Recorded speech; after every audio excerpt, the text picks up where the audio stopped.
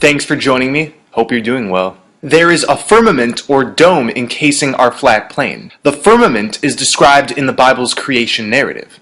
Then God said, "Let there be a firmament in the midst of the waters, and let it divide the waters from the waters."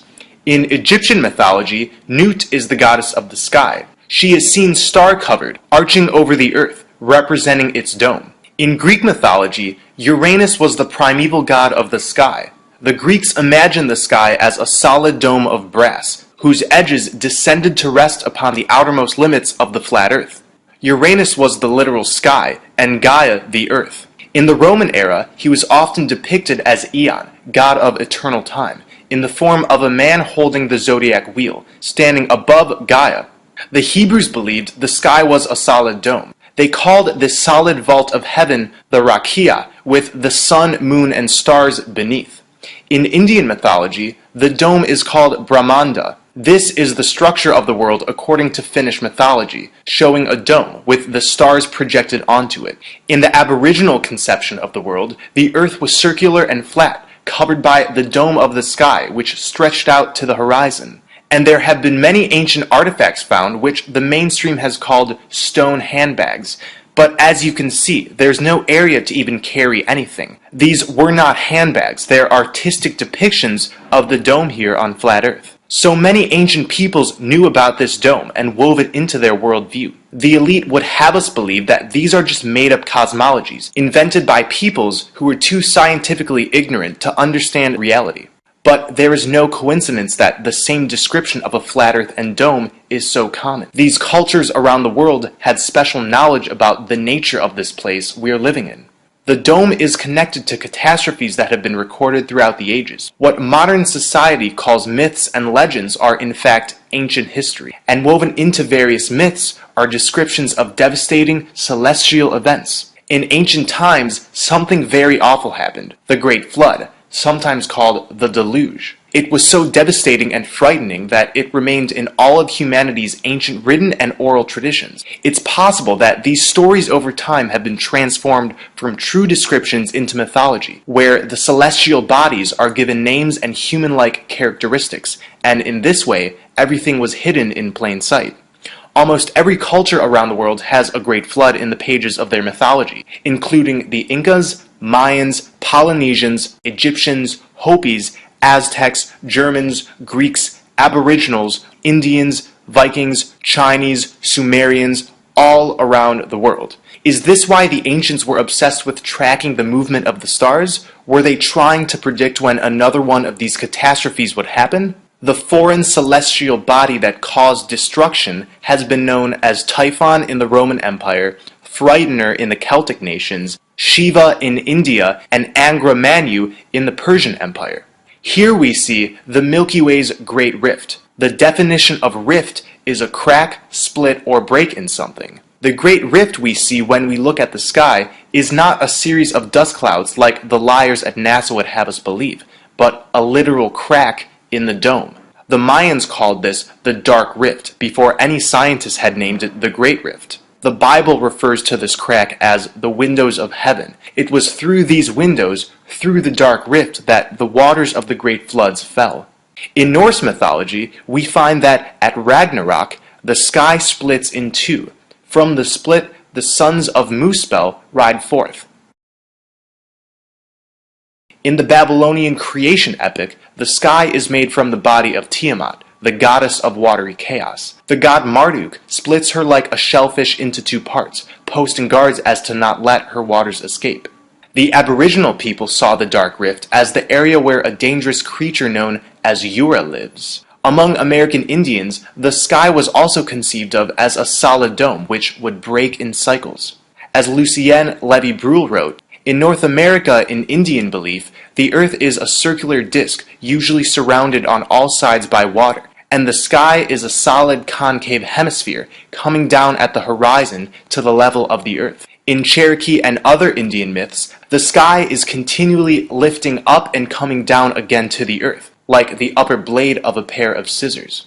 Over the years, much evidence has come forth that a worldwide flood happened 5,000 to 7,000 years ago, the same time period many Christians point to as when the Great Flood occurred. There's also evidence that a worldwide flood occurred as recent as the 1800s.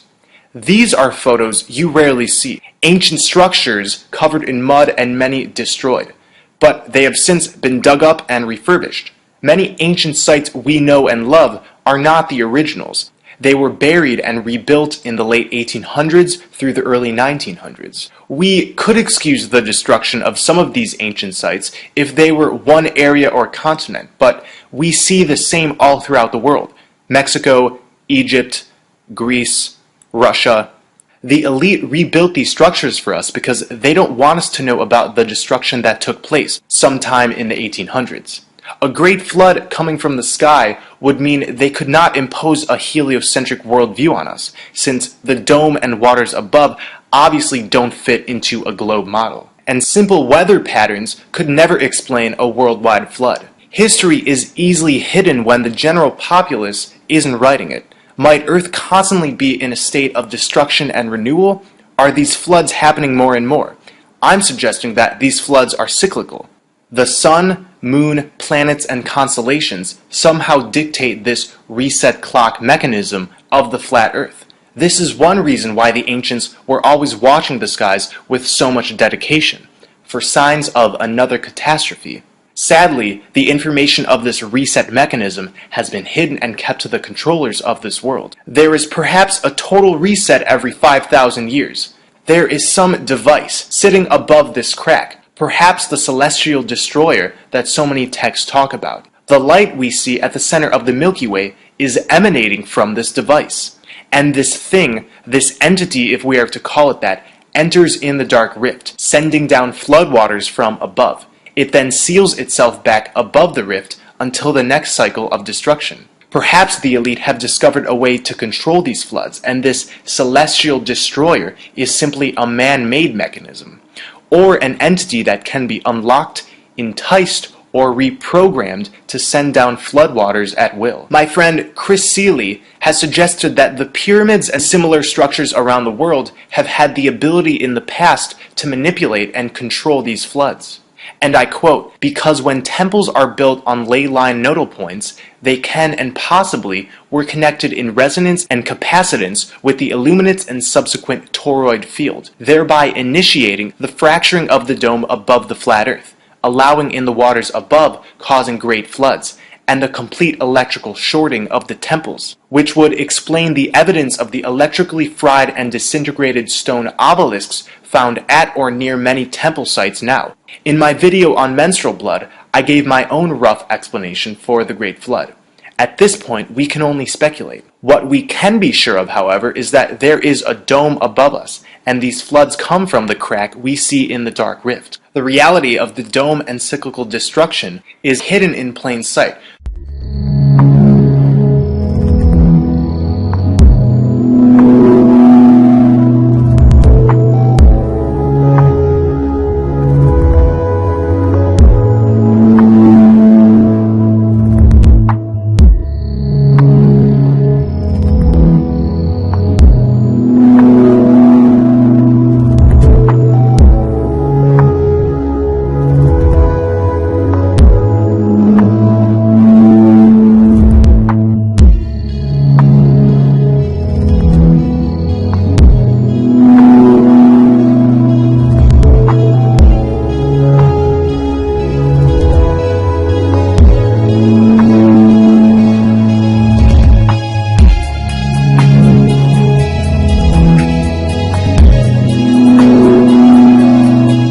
Rainbows prove that we're living under a dome.